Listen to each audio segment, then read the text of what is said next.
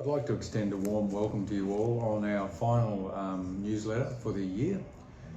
First of all, I'd like to thank everyone for the year and wish all our families well over the break. It's been a year of change, as was last year, but there's been some exciting developments and some great achievements. So I thank everyone for how they've contributed, the staff, the parents, the caregivers, and most of all, I thank the students. So thank you everyone for this year. A few words before I conclude for the term. I'd like to congratulate our Year 12s on the way they've left the college. We had our graduation mass and certificate ceremony last week. It went really well, and I think they've had a great year, and we wish them well as they move into their ATAR releases next month, or whether they're going to full-time work. Indeed, a number of boys are already in full-time work. So congratulations, Year 12, you've had a great year. This week we also had a graduation ceremony for our grade 6 boys. So those boys moving into Year 7 next year at Laurie's to begin their secondary Laurie's journey. Once again, Mr. O'Toole and Mr. Wigan ran a great event, and I thank them all for their work this week. Last week we're also delighted, I was delighted to attend the secondary and primary awards ceremony. Particular honour to have the Governor of Queensland here, Her Excellency Dr. Jeanette Young, who came and presented at the secondary awards. That was a great night. And also the primary awards was another celebration of excellence, and I thank the staff involved there. I'd like to offer a special congratulations to Year 10. They've missed their camp for the last 3 years. They finally went on camp. I know it's not the right time, but it was cancelled early in the year due to a COVID lockdown.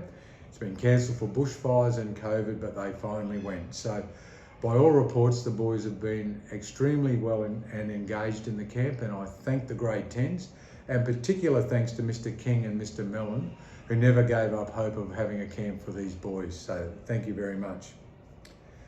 We look forward to welcoming all new students next year, mainly in 5 and 7, but we do have a number coming in other year levels. Special thanks to Mr. Wallace and his team, who have done a come and try for the grade 5s and 7s who are new this year, so they can have an experience of our sports program before they arrive and be involved in sports training already. I'd also like to thank Mr. Capone and his team for some of the online music events that they've run, just getting students to trial for particular music performances and events before they come to the school. I'd also like to thank the sports department, because I believe that we're open except for the 2-week lockdown period. Sorry, I won't use the word lockdown, shutdown period at the college. Tonight, which is Thursday when I'm doing this, we have Mr. Fardy's farewell from the staff. Sean Fardy has been a valuable member of our school for 31 years. Sean will take leave at the start of next year, but he's effectively retired from teaching as of Friday of this week. We wish Sean and his family well in the coming years. Of course, there'll be some other staff changes. Some of those we're still not sure about, and I'll let everyone know about those in the new years. But for any staff member not returning, we also wish them well. This week we were informed that we will be hosting the 2023 Confraternity Rugby League Carnival at Runcorn. Now, we had to apply for that, but we did apply after a particular school pulled out for their own reasons, and the Confraternity Committee has approved our application.